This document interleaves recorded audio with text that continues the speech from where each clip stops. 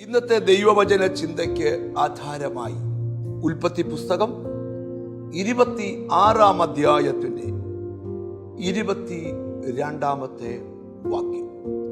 യഹോവ ഇപ്പോൾ നമുക്ക് ഇടമുണ്ടാക്കി നാം ദേശത്ത് വർദ്ധിക്കുമെന്ന് പറഞ്ഞ് അവൻ അതിന് രഹബോത്ത് എന്ന പേര്. ഇവിടെ 26-ാം അധ്യായം ഇസഹാക്കിന്റെ ചരിത്രത്തെ വിവരിക്കുന്ന ഭാഗമാണ്. ഇസഹാക്ക് ആരാണ്?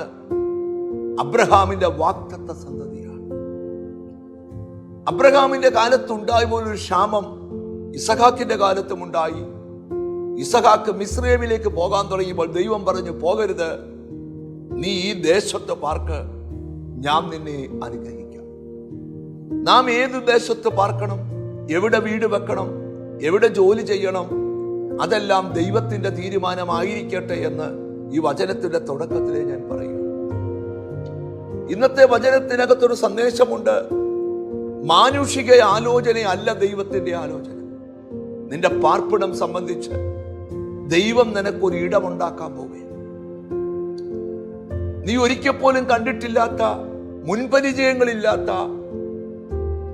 സ്തോത്രം ഒരു സ്ഥലത്ത് ദൈവം നിനക്കൊരു ഇടമുണ്ടാക്കി തരാൻ പോകും. ഒരുപക്ഷെ നിനക്ക് അങ്ങനെ അല്ലായിരിക്കും. നിന്റെ തൊട്ട് കൺമുമ്പിൽ നിനക്ക് പോലും മറഞ്ഞു കിടന്നൊരു സ്ഥലം ദൈവം നിനക്ക് പാർക്കാനായി ഇടമുണ്ടാക്കി തരാൻ പോകും. എത്രയെത്ര വെല്ലുവിളികൾ മുമ്പിൽ വന്നാലും പതറരുത്. മനസ്സുകൊണ്ട് പറയണം, എനിക്ക് ദൈവം ഒരു രഹബോത്ത് ഒരുക്കാൻ പോവാ, ഒരു ഇടം ദൈവം ഉണ്ടാക്കി തരാൻ പോവാ. ആരോടൊക്കെയോ ദൈവാത്മാവ് സംസാരിക്കുന്നു. നിന്നെ നീണ്ട വർഷങ്ങളായി അസ്വസ്ഥപ്പെടുത്തുകയാണ്. ഞാൻ എവിടെ പാർക്കണം, ഞാൻ എന്തു ചെയ്യണം, എങ്ങനെ ആയിരിക്കണമെന്നൊക്കെ. ആ ചോദ്യത്തിനൊക്കെ ഇന്ന് പരിശുദ്ധാത്മാവ് ഉത്തരം തരിക. യഹോവ നിനക്ക് ഈ ദിവസങ്ങളിൽ ഇടമുണ്ടാക്കാൻ പോകും. സ്തോത്രം. നീണ്ട നാളുകളിലെ പ്രാർത്ഥനയുടെ ഉത്തരം ചിലരുടെ ലൈഫിൽ ഈ ദിവസങ്ങളിൽ തന്നെ ഉണ്ടാകാൻ പോകും. വസ്തു സംബന്ധമായി, പാർപ്പിടം സംബന്ധമായി, ജോലി സംബന്ധമായി ഒക്കെ ദൈവം നിനക്കൊരു ഇടം കാണിച്ചു തരാൻ പോകും. നീ ഇരിക്കേണ്ട ഇടം, പാർക്കേണ്ട ഇടം, ചെന്നെത്തേണ്ട ഇടം. ഈ ദിവസങ്ങളിൽ ആരോടൊക്കെയോ കർത്താവ് സംസാരിക്കുക. ഒരു രഹബോത്ത് ഉടനെ ഒരുക്കപ്പെടും. ഒരു ജന്മം മറക്കാതെ ദൈവത്തെ സ്തുതിക്കത്തക്ക രീതിയിൽ, ഞാൻ ഈ മെസ്സേജ് പറയുമ്പോൾ ആത്മാവിൽ കാണുകയാണ്, നിനക്കൊരിടം ഉണ്ടാക്കി തരാൻ പോകും.